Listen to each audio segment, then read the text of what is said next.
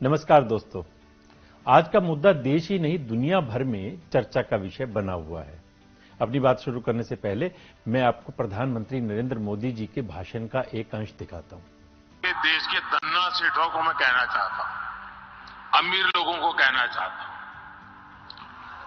मैं समझ नहीं पा रहा हूं, जोड़े जब ईश्वर बना रहा है तो जोड़ा अपने जीवन की यात्रा उस ईश्वर के चरणों में आने के बजाय विदेश में जाकर के क्यों करता है। और मैं तो चाहता हूं मेरे देश के नौजवानों को मेक इन इंडिया जैसे है ना, वैसे ही एक मूवमेंट चलना चाहिए, मेड इन इंडिया।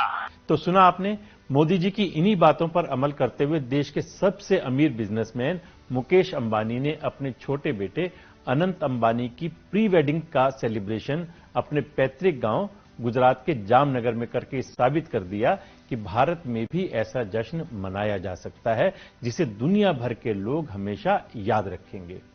3 दिन का ये जश्न भले ही खत्म हो गया है, दुनिया के कोने कोने से आए मेहमान भी वापस लौट गए हैं, लेकिन इस जश्न को दुनिया ने अनंत राधिका की प्री वेडिंग सेलिब्रेशन की जो झलकियां देखी सुनी वो हमेशा याद की जाएंगी। दुनिया के कोने कोने से मेहमान बुलाए गए थे, चाहे वो कारोबारी जगत में फेसबुक मेटा के मालिक मार्क जुकरबर्ग हों या माइक्रोसॉफ्ट के संस्थापक बिल गेट्स। इसके अलावा हॉलीवुड बॉलीवुड के कई सितारों का भी जमघट लगा हुआ था। जामनगर में सिर्फ 3 दिन में करीब 300 विमानों का मूवमेंट हुआ। उद्योगपतियों में अडानी से लेकर पीरामल तक और बिरला से लेकर टाटा तक सभी आशीर्वाद देने पहुंचे थे। आप अंदाजा लगा सकते हैं इतने मेहमानों के स्वागत और आवभगत में कितने हजार लोगों को रोजगार मिला होगा।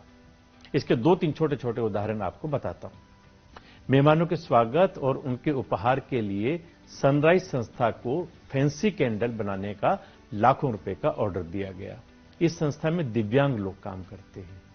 दूसरी तरफ नीता अंबानी ने बांधनी रस्म के लिए खास दुपट्टे बनाने का काम कच्छ और लालपुर की कुशल कारीगर जो महिलाएं थी उनको दिया।